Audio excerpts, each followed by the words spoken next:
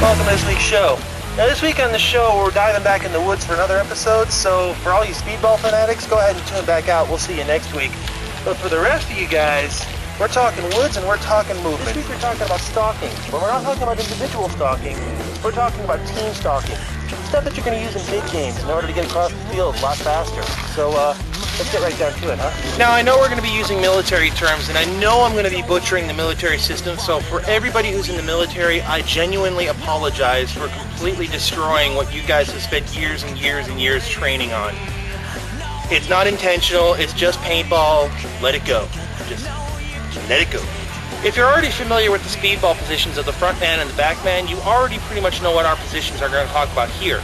Except that when you're playing in the woods, when you're playing on stalking through the woods, the positions are a little bit different. The front man position is called the point man position, and we'll get into this in a little bit. The back position is still called the rear guard, or the back player position, but his job is not necessarily to protect the front guy anymore. But I'm getting way ahead of myself. Let's just go right into it. I'm being stalked. Now the front position, which is what I'm playing usually, is point position, or playing the point. Now my job in the front is probably the most important one on the team because I dictate the pace. Depending on how fast I go, that's how fast everybody else goes, because they're all following me. Also, I can dictate using hand signals what people behind me are going to be doing. If I sense something's very wrong up front, I can tell them to stop, I can tell them to freeze position, tuck back down, or whatever. We're going back to that whole hand signals thing from last week, remember? When you're walking point, you want to be pointing the paintball gun where your eyes are. Because it doesn't do you much good if your paintball gun's pointing this way and your eyes are over here and you see somebody on that side. Now eventually you will find somebody when you're walking down the trail. When you do that, the moment you start shooting at somebody, everybody knows where you're at, so you might as well give up stealth for a moment. Let the guys behind you know where it's coming from, take cover, and return fire. You don't do your team much good when you're eliminated. Now if I get shot, which happens way too often when you're playing the point position, that's when I'm hoping that those guys back there do their job and shoot him for me. Am I including everything?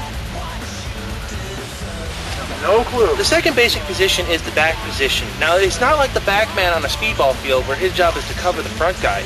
His job in the back is to be alert. He's watching the entire field, forwards and backwards, trying to figure out where people are that the point man might have missed. Because all it takes is one sneaky guy in the underbrush and he'll pretty much ruin your day. Here's the dude! Which dude? The dude in the camouflage hiding over there in the woods! Oh yeah, his job is, if the point man gets taken out, to shoot whoever got the front man. Matter of fact, you don't even have to be in the far back to do this. You can be in the middle of the pack and watch as well. I thought we were skipping the middle players and condensing it. Well, we are condensing it down, but you know, I'm kind of being broad here. Painting with the really broad brush. Now that we know what the point man and the back man do, now we can actually show you some of the techniques. The first technique we're going to show you is a basic line, in which the point man takes point, obviously, and the back man is behind him. You want to separate yourself by about 30 or 50 feet so that you're not bunched up together and make yourself an easy target. Just in case the front man gets clicked off. Now the advantage of doing something like this is that the front guy and the back guy both know their position and the position doesn't change. The disadvantage is that the point man will get burned out easily if he stays on point for way too long. Now the second technique we're going to show you is sometimes called a bounding overwatch and sometimes it's called a leapfrog. In which case the two players start together, one player then moves up into a position, gets into cover and brings his gun up. The second person then moves up to the first and beyond the first, while the first person gives him cover fire if necessary. The advantage to this is you can move a lot faster up the field if there's minimal cover.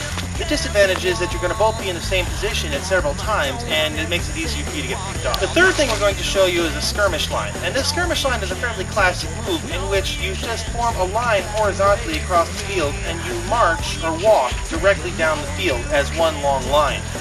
The advantage to this, of course, is that with only a few people you can cover a lot more ground.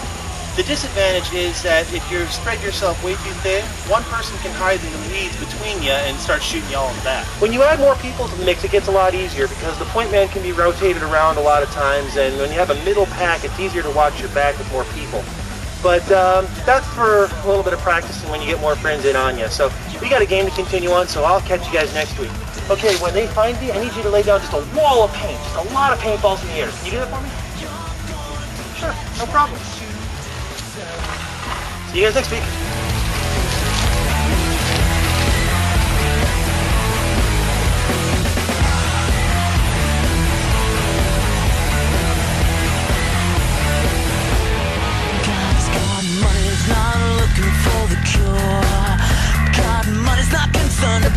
record again 2 freaking days. They didn't say that. Before we forget to record 2 takes again.